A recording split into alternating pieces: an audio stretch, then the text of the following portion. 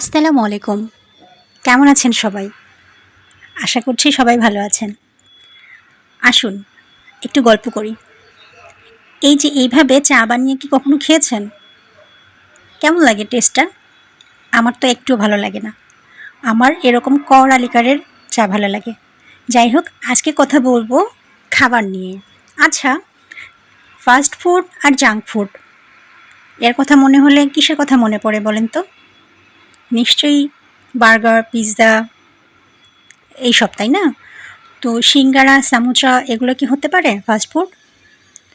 আসলে fast food আর junk food দুটাকেই আমরা একই খাবার মনে করি। আজকে আমি আপনাদের সাথে সেটাই শেয়ার করব যে এগুলো আসলে একই গ্রুপের নাকি আলাদা। মনে রাখবেন, ফাস্ট ফুড হেলদি হতে পারে, কিন্তু জাঙ্ক ফুড কখনোই না। আবার ফাস্ট ফুডকে আমরা জাঙ্ক ফুড হিসেবে খেতে পারি। মোট কথা হচ্ছে, যদি ফাস্ট ফুডকে পুষ্টিগুণ বজায় রেখে স্বাস্থ্যকর উপায়ে আমরা তৈরি করে খাই, তাহলে কিন্তু আমরা ভালো হেলদি ফাস্টফুড খেতে পারি।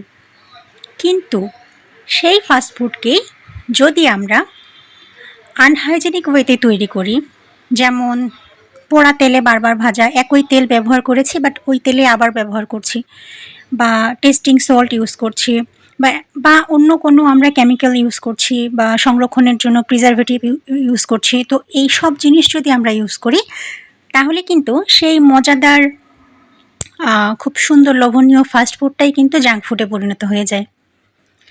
ভাবতে অবাক লাগছে, তাই না? বার্গারের মধ্যে তো অনেক কিছুই থাকে, পিৎজার মধ্যে অনেক হেলদি আইটেম থাকে, তাহলে সেটা আবার জাঙ্ক ফুড হয় কেমনি? হ্যাঁ, হতে পারে।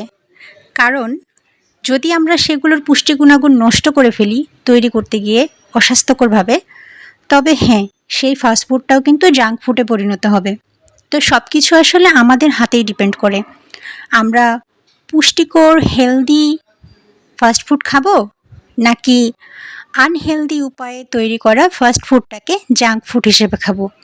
ফাস্ট ফুড হচ্ছে দ্রুত পেতে পারি, খেতে পারি এমন খাবার, আর জাঙ্ক ফুড হচ্ছে বর্জ্য। বুঝেছেন?